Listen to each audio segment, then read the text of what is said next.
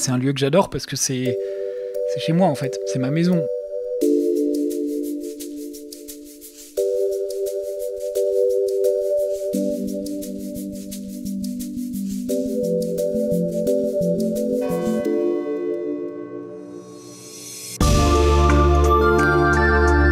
Au cœur de Notre-Dame, une série de podcasts par Passion médiéviste.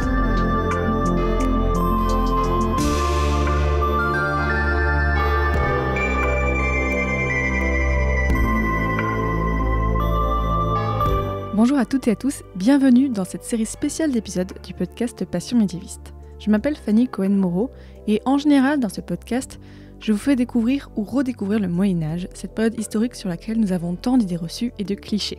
Dans cette série d'épisodes, je vous propose d'en apprendre plus sur un monument du Moyen-Âge que vous connaissez toutes et tous, la cathédrale Notre-Dame de Paris. Après la vague d'émotions qui a suivi l'incendie du 15 avril 2019 et qui a considérablement changé l'histoire de ce monument, j'avais envie de vous faire entendre des personnes qui ont consacré une partie de leur vie à Notre-Dame de Paris, soit en l'étudiant, soit en travaillant entre ses murs, soit en œuvrant pour sa future restauration. Mais dans cette série d'épisodes, l'incendie en lui-même ou la restauration ne seront pas les sujets centraux. Je souhaite vous offrir plusieurs points de vue sur ce monument, et ainsi mieux comprendre son histoire médiévale, mais pas que, son importance dans notre imaginaire collectif, mais aussi des témoignages de vie et d'humanité, pour que vous puissiez regarder Notre-Dame de Paris avec un œil nouveau. Et je voulais juste vous dire que depuis l'enregistrement de certaines de ces interviews, beaucoup d'annonces ont été faites au fil des mois, donc certaines réflexions seront peut-être un petit peu dépassées, mais je pense qu'elles sont quand même intéressantes à écouter. Et justement, le premier des invités de ce podcast sera en fait notre fil rouge. Olivier de Charlus sera notre guide au fur et à mesure des différentes thématiques que nous allons aborder dans ces épisodes. Depuis 2014, Olivier de Charlus prépare une thèse sur le chantier de la construction de la cathédrale Notre-Dame de Paris. Il est guide bénévole à la cathédrale depuis 2008 et était le responsable de l'équipe des guides entre 2014 et 2019. Il est par ailleurs le porte-parole de l'association des scientifiques au service de la restauration de Notre-Dame de Paris. Dans ce premier épisode, je vous propose de découvrir comment Olivier s'est lancé dans une thèse sur Notre-Dame de Paris, alors qu'il n'avait pourtant jamais fait d'études d'histoire. Notre-Dame de Paris, d'abord, c'est un lieu que je fréquente depuis des années. Ça fait 11 ans que je suis guide à la cathédrale. Et donc, j'ai voulu aller plus loin, quelque part en relation avec un objet que je connaissais. Cette église, je l'ai regardée, je l'ai étudiée, j'ai essayé de la comprendre. Et puis, au bout d'un moment, je me suis vraiment plongé dans l'histoire de sa construction. Et là, je me suis trouvé face à des énigmes. Et je me suis dit, il faut aller plus loin. Et en réfléchissant un peu, en fait, pour aller plus loin, il faut rentrer en doctorat, il faut se nourrir de ce que c'est faire le monde universitaire, qui a des méthodes, qui a des outils, qui sait donner des conseils. Et donc voilà, ça a commencé comme ça. J'ai écrit à Philippe Bernardi, qui est mon directeur de thèse, avec qui je m'entends merveilleusement bien. Il avait écrit un bouquin que j'adorais. J'ai dit, je cherche un directeur de recherche, peut-être que vous pourriez m'aider à en trouver un. Et puis... on s'est vu, on s'est assis sur un banc au jardin de Luxembourg, on a discuté et ça a commencé comme ça. Je suis ingénieur et c'est une des merveilles du système scolaire français, enfin du système universitaire français, c'est que pour s'inscrire en doctorat, il faut un bac+5, ça c'est bon, j'avais mon diplôme d'ingénieur, il faut un directeur de thèse et un sujet de thèse. À partir du moment où on sait convaincre quelqu'un qui est habilité, qu'on a les compétences pour porter un sujet, c'est parti. En observant le plan de Notre-Dame de Paris, tel qu'il est dessiné, tel qu'on le voit dans les livres, en fait, je me suis rendu compte que le transept, qui est la partie du plan qui fait le bras de la croix de l'église, a probablement été rajouté a posteriori. Alors, ça peut sembler une idée particulièrement saugrenue de prime abord, mais en réalité, on connaît d'une part des cas où des églises ont eu leur transept qui était rajouté. La cathédrale de Sens est le meilleur exemple le plus connu, mais la cathédrale de Senlis également. Et on peut citer également plein d'églises de cette époque qui n'en ont pas, et qui n'en ont jamais eu. Donc le fait qu'il n'y ait pas de transept à Notre-Dame de Paris, c'était pas forcément une idée complètement folle, et donc elle méritait d'être creusée. Et donc, avec cette question-là, vient plein d'autres questions. D'abord, à quoi sert un transept ? Et là, pour le coup, on rentre dans l'histoire de la liturgie, comment s'organisent les processions, comment s'organisent les cérémonies. Ça, c'est pas mon domaine. Par contre, moi, les questions auxquelles je pouvais apporter des réponses, ou des tentatives de réponse, c'était quand est-ce que ce transept a été rajouté dans le plan de Notre-Dame de Paris et qu'est-ce que ça a eu comme conséquence sur l'ensemble de la chronologie générale du chantier. Et donc j'ai commencé à chercher des indices dans la cathédrale pour essayer de comprendre ça. Ça, c'est un premier point. Et puis, ce point-là est venu un peu en collusion avec des observations que j'avais faites sur les voûtes, et je me suis rendu compte qu'a priori, les voûtes étaient également plus tardives que ce qu'on avait supposé au départ. Et donc finalement, en faisant un petit peu le mélange de tout ça, je me suis dit, il y a une nouvelle chronologie à écrire sur la cathédrale. Alors comment est-ce qu'on fait ? Alors moi, je suis pas historien d'art, et j'ai pas les compétences pour porter une réponse comme la construirait un historien d'art à ces questions. Mais ce qui m'intéresse, moi, c'est d'essayer de comprendre comment est-ce que l'homme du Moyen-Âge va penser son chantier. Et contrairement à l'idée communément admise que le chantier est dirigé par un architecte qui est un artiste et qui a sa vision propre de comment est-ce qu'il veut construire son église, moi je suis parti de l'idée inverse, qui était que finalement, pour construire un objet, si on a les mêmes niveaux de connaissances techniques que ceux d'à côté et qu'on a les mêmes accès aux ressources, finalement, si on veut construire la même chose, on va s'y prendre de la même manière. Donc je suis parti du principe que tout était à peu près homogène, et ça me permet de créer des comparaisons entre les différents édifices. Alors il faut faire la distinction entre ce qui est de l'ordre de l'art au sens du design, quelle forme on va donner à un chapiteau, tout ce qui va être lié un petit peu à la décoration, à l'ornementation de l'édifice, et puis l'aspect purement technique. Quel diamètre on donne à une colonne ? Quelle hauteur on va donner aux arcs-boutants qui sont à l'extérieur de l'église et qui tiennent la voûte ? Ça, ce sont des questions sans réponse. Et aujourd'hui, quand on ouvre des livres, on va nous expliquer que finalement, chaque maître d'œuvre médiéval a sa vision de la question et va employer ses propres techniques. Moi, je suis parti du principe inverse, j'ai essayé de comparer les édifices et ça donne plein de résultats.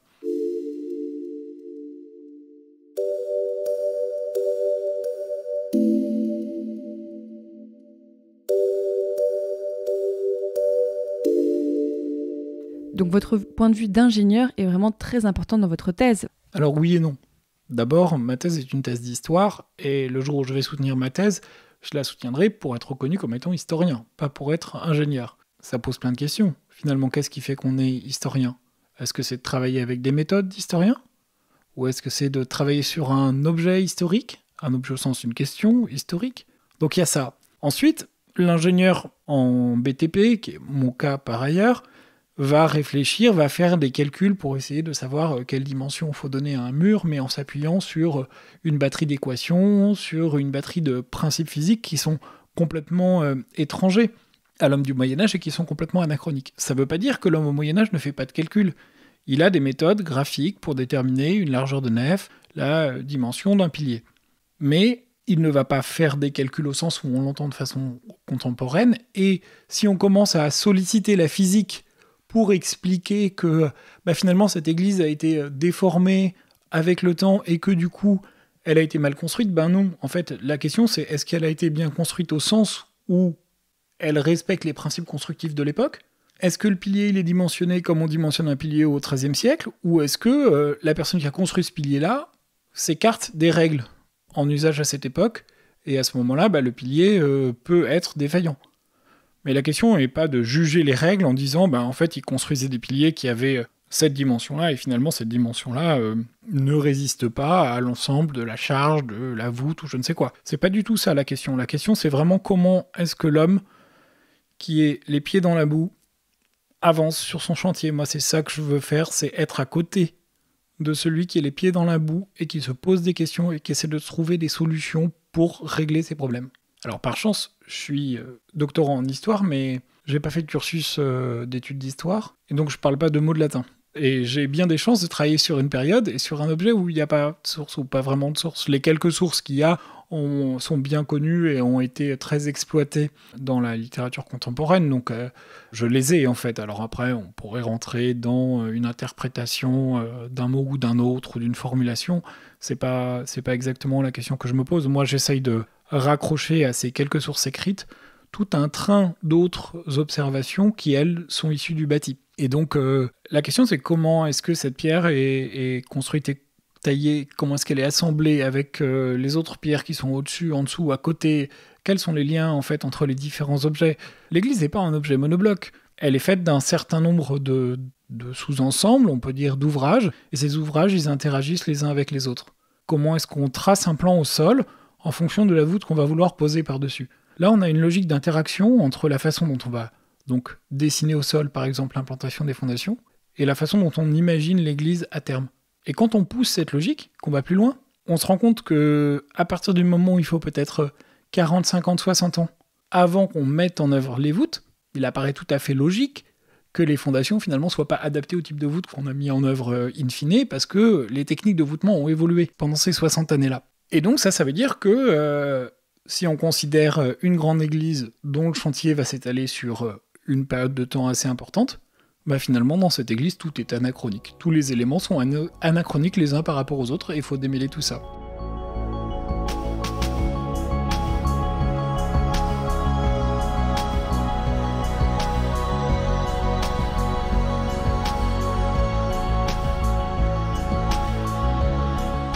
On n'a pas de document écrit qui raconte le chantier. Mais comme on n'a pas de document écrit qui raconte des chantiers contemporains. Quand un chantier se passe aujourd'hui, qu'est-ce qu'on fait ? À la fin, on collecte l'ensemble des documents, des plans, des notes de calcul, tous les éléments en fait qui correspondent à l'objet tel qu'on l'a construit finalement. Mais le processus intellectuel qui a fini par aboutir à l'objet qu'on a construit, celui-là, il n'est pas archivé.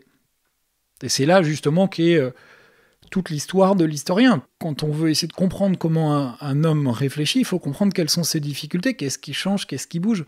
On a tendance à dire, quand on enseigne notamment aux ingénieurs la conduite de projet, on leur dit, ben voilà, un projet c'est un objectif commun qu'on va tous réaliser dans le même sens. Ben non, pas du tout en fait. Un projet c'est un objectif commun qui semble être une direction, mais qui de toute façon ne sera pas l'objet qu'on finira par construire à terme. On veut construire un bâtiment qui fera 13 niveaux, et puis en fait on se rend compte que finalement 13 niveaux on pourra pas parce qu'on n'aura pas l'argent et qu'il faudra s'arrêter à 11, et puis du coup pour que ce soit quand même rentable économiquement on va rajouter des commerces au rez-de-chaussée, mais du coup comme c'est des commerces il faut un espace d'échange et de raccordement au transport public parce que en fait pour que ça fonctionne bien, voilà, faut considérer ce genre de choses. Alors c'est d'exemples très théoriques, mais l'idée est là aussi pour une église. Comment est-ce que une série de conciles qu'on va connaître au XIIe et au XIIIe siècle vont impacter de façon ponctuelle et de façon brutale la façon dont on considère l'organisation des cérémonies religieuses? Et comment est-ce que ça, rétroactivement, ça impacte le bâti? Et sur des chantiers qui sont tous en cours, certains sont trop avancés pour intégrer les évolutions, et certains peuvent le faire et donc vont faire l'objet d'adaptations. Donc, à part le bâti, quelles sont les archives sur lesquelles vous travaillez ? Je ne travaille quasiment exclusivement que sur le bâti. Je n'ai pas les compétences ni en latin, ni en vieux français, ni en paléographie, qui est la capacité qu'on a, ou la science qu'on développe pour savoir lire un texte avec une écriture du XIVe siècle qui n'a rien à voir avec une écriture de l'époque contemporaine. Donc j'ai pas ces compétences-là qui me permettent d'aller chercher les sources. Mais en fait, toutes les églises comme Notre-Dame de Paris intéressent les gens depuis longtemps, et les sources, quand elles ont été trouvées, elles sont publiées, elles sont accessibles. C'est pas là que je vais chercher le maximum d'informations.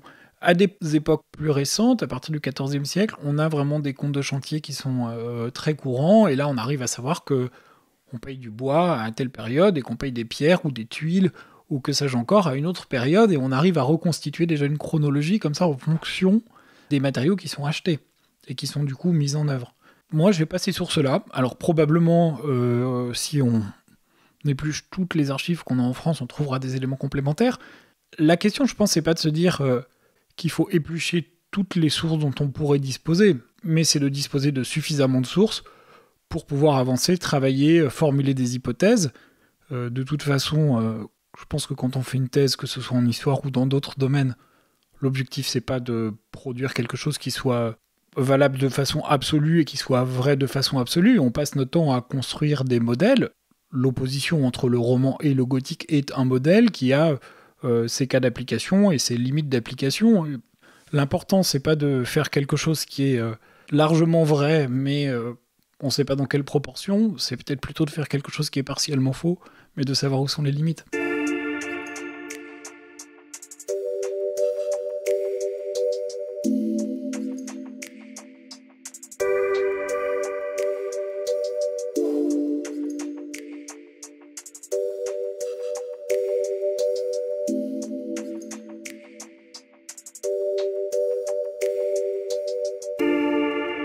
Quelle méthode est-ce que vous employez dans votre thèse ?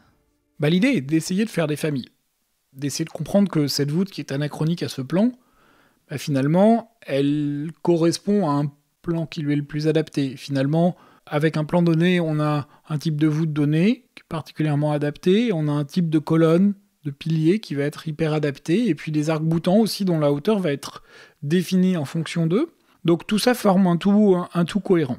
Moi, ce qui m'intéresse, c'est de réussir à analyser tout ça, à voir les différentes générations techniques qui existent sur ces différents objets, différentes générations de plans, de voûtes, de systèmes de collecte des eaux de pluie, que sais-je encore, et de réussir à les dater.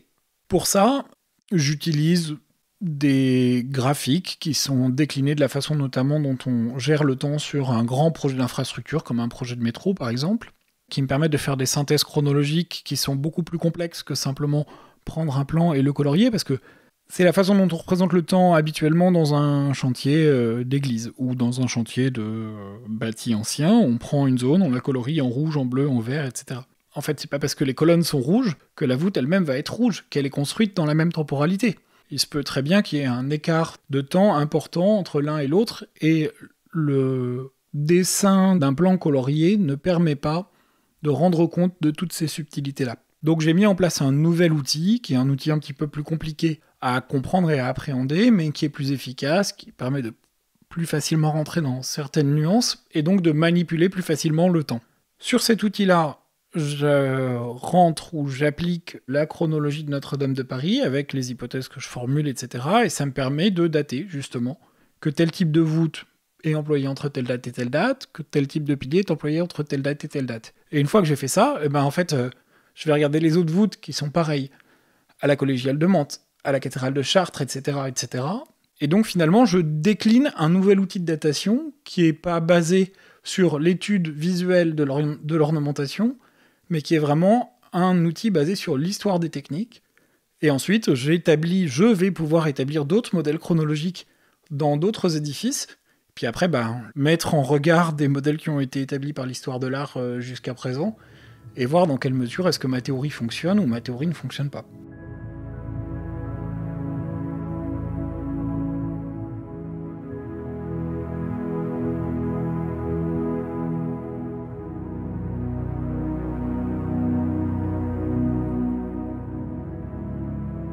On a tous malheureusement en tête les images de l'incendie du 15 et 16 avril de Notre-Dame. On ne peut pas ne pas en parler évidemment.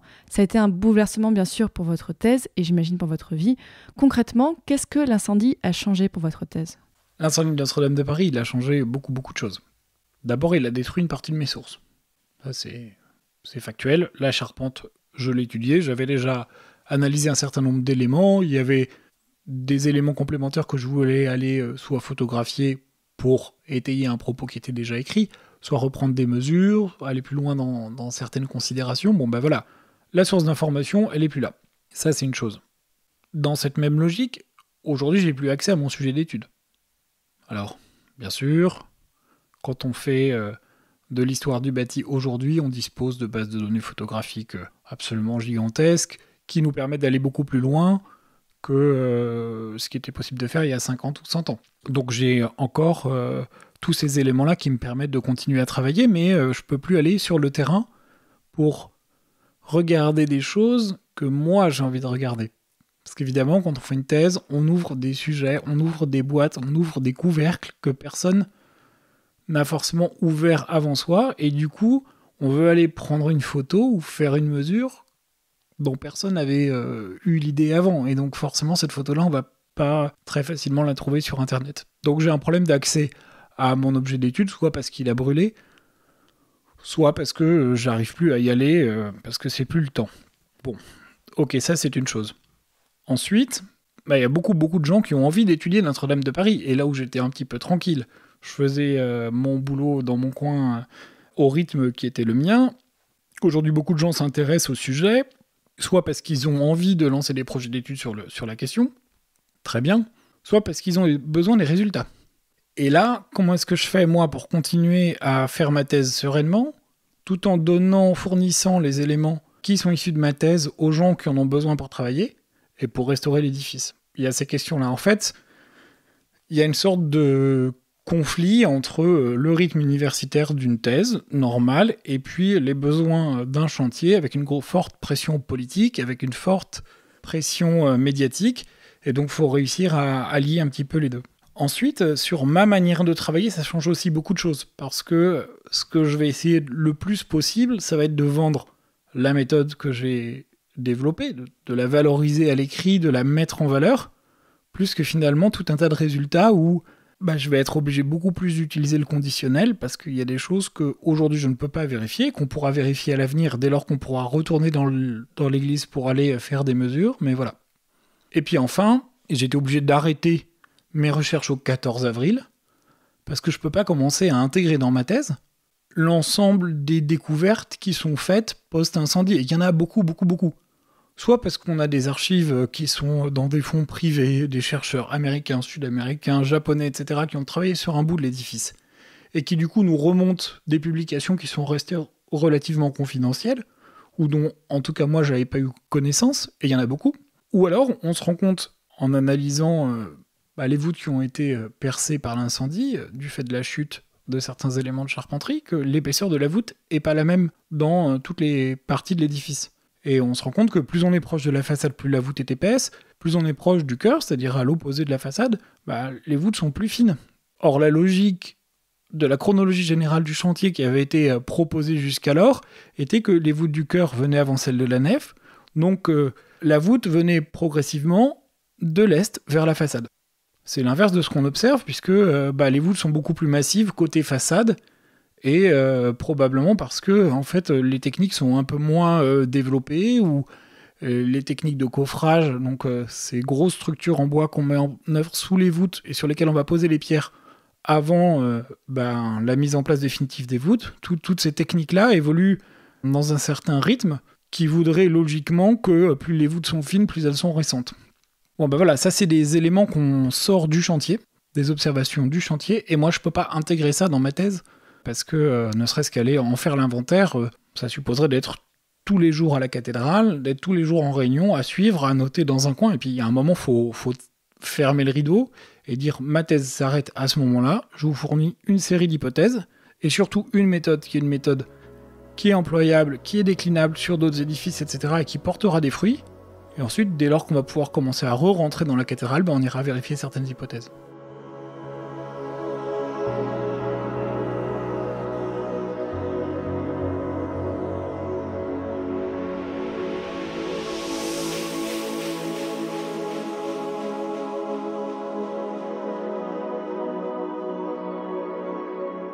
Le plus dur à Notre-Dame de Paris, c'est l'étiquette Notre-Dame de Paris. C'est amusant quand on écrit quelque chose, quand on écrit une phrase, on se rend compte que on veut pas faire de répétition trop courante. Et donc, pour évoquer Notre-Dame de Paris, on peut parler de Notre-Dame de Paris, de la cathédrale, de l'église épiscopale, etc. Mais dans ça, il y a certains mots qui sont des noms communs. Cathédrale, église épiscopale, mais Notre-Dame de Paris, c'est un nom propre. En fait, il y a une étiquette, il y a un logo, il y a une marque autour de ça.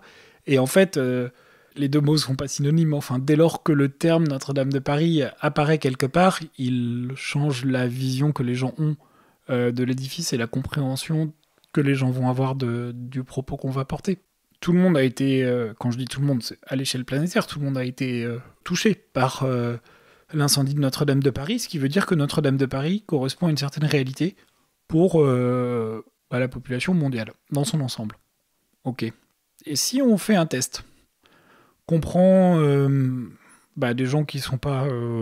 prenons des gens qui sont pas européens, prenons des gens qui vivent un peu éloignés du monde occidental, et on leur met sur la table des photos d'un certain nombre de cathédrales. Et on leur dit laquelle est Notre-Dame de Paris ? Ils ne sauront pas nécessairement répondre, en fait. Donc il y a quelque chose qui résonne de ce qu'est Notre-Dame de Paris dans la mentalité des gens, mais qui n'est pas forcément lié à l'objet. Le corollaire de ça, c'est que finalement cet incendie, il a des répercussions que n'aurait pas eu un incendie qui aurait pu y avoir à la cathédrale de Bourges, par exemple. Et en fait, ça, de façon complètement indépendante de l'impact de la perte patrimoniale, ou on pourrait comparer ou pas comparer, mais les deux incendies n'auraient pas été perçus de la même manière, et les pouvoirs politiques n'auraient pas répondu de la même manière, et l'implication internationale, médiatique, etc., ne se serait pas fait de la même manière, les mêmes débats n'auraient pas eu lieu à l'Assemblée nationale ou au Sénat. Donc voilà, Notre-Dame de Paris, c'est une bulle. Il y a quelque chose d'un petit peu spéculatif autour de Notre-Dame de Paris. Moi, c'est un lieu que j'adore parce que c'est chez moi, en fait. C'est ma maison. Quand je discute avec des amis et qui me demandent « T'es où ?» Je leur dis « Je suis à la maison ». Ceux qui me connaissent bien sauront reconnaître dans le ton de la voix quelle est l'adresse à laquelle je me trouve réellement. Si je suis chez moi dans mon appartement ou si je suis chez moi dans ma cathédrale. Et en fait, finalement, quand on commence à travailler sur Notre-Dame de Paris, tout le monde dit « Ah oui, mais Notre-Dame de Paris, c'est le monument des monuments, c'est compliqué de travailler là-dessus, etc. » D'ailleurs, mon directeur de thèse, au départ, m'avait dit « Mais non, mais c'est pas très stratégique de s'intéresser à Notre-Dame de Paris. Mieux vaut commencer par travailler sur des sujets qui sont plus neutres pour pouvoir faire un petit peu son trou, faire sa place et tester ses idées de façon moins passionnelle. » C'est sûr. Le problème, c'est que c'était l'église qui était à côté de chez moi et que j'allais pas étudier la cathédrale de Bourges. Elle est loin de chez moi. Elle m'intéresse tout autant, mais elle est loin de chez moi. Et puis, quand on dit aux gens qu'on travaille sur Notre-Dame de Paris, tout de suite, ça intéresse, ça interpelle. Et si j'avais, moi, un conseil à donner à des jeunes doctorants ou des gens qui se posent la question de s'engager en doctorat, je leur dirais, réfléchissez bien, trouvez pas un sujet qui vous isole, en fait. Moi, Notre-Dame de Paris, elle m'a ouvert des portes. Je me suis retrouvé à travailler sur un film d'animation sur Notre-Dame de Paris. Ça fait 3 ans ou 4 ans, donc bien avant l'incendie. J'ai pu participer à des embryons de projets de recherche sur la pyramide de Khéops parce que j'ai été mis en contact via des amis avec des équipes de Dassault Systèmes qui ont travaillé sur cette question. Et en fait, ça se passe... c'est simple, 2 personnes discutent. « Ah, tiens, tu travailles sur la pyramide de Khéops. J'ai un ami qui travaille sur Notre-Dame de Paris. » Et tout de suite, le contact se fait. En fait, la mise en contact est facile pour ça, alors que on aurait dit que si j'avais travaillé sur la cathédrale de Meaux, ça n'aurait rien donné du tout. Donc il y a quelque chose de tout à fait chimérique dans Notre-Dame de Paris. Finalement, je suis arrivé à la Sorbonne, j'étais ingénieur. Lorsqu'il a fallu que je m'inscrive en thèse, j'ai dû fournir un certain nombre de papiers, et parmi les papiers, il y a mon relevé de notes du bac. Tiens, ce document date d'il y a 15 ans. Où est-ce que je vais retrouver ça ? Par chance, je l'ai retrouvé, et du coup, j'ai fourni un papier qui disait... oui, je m'inscris en doctorat d'histoire, et oui, j'ai eu 7 en histoire, et j'ai eu 7 en philo, et j'ai eu 6 en français, évidemment. Il faut s'y faire, en fait. Faut se mettre dans cette nouvelle peau. Faut l'accepter, et par rapport à ça, j'ai aussi eu la chance de travailler dans un laboratoire où les doctorants sont très soudés les uns les autres, et il y a des activités qui sont organisées pour discuter autour de nos recherches, etc. Et je crois que j'ai commencé à me sentir véritablement historien le jour où les autres doctorants du LAMOP m'ont demandé en fait de leur faire part de mes recherches. Et là, pour une première fois, j'ai vu des historiens qui sont des historiens calibrés, normalisés, tamponnés, certifiés, etc., qui se sont intéressés à mon sujet, qui ont réagi sur mon sujet et qui ont compris mon sujet, qui ont voulu en savoir plus et qui m'ont admis, pas par la personne que j'étais, mais par le travail que j'étais en train de leur exposer. Et puis après, il y a eu un petit cheminement qui a dû se faire parce qu'il y a quelque chose de l'ordre de la conversion où finalement je me suis rendu compte que là, j'avais des racines que j'avais pas sollicitées jusqu'alors. Et puis aujourd'hui, je me sens plus historien qu'ingénieur, même si j'ai 15 ans de boulot dans les pattes. En tout cas, j'ai fait plus d'études d'histoire, d'années d'études d'histoire que d'années d'études en ingénierie.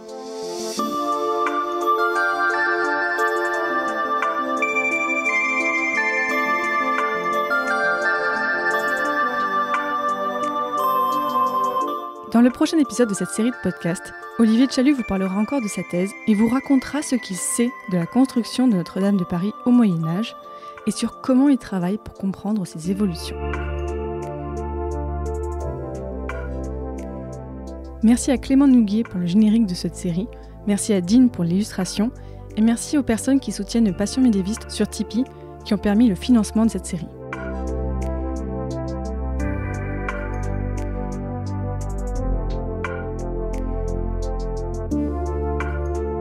Avant la cathédrale, on n'est pas, entre guillemets, dans la pampa.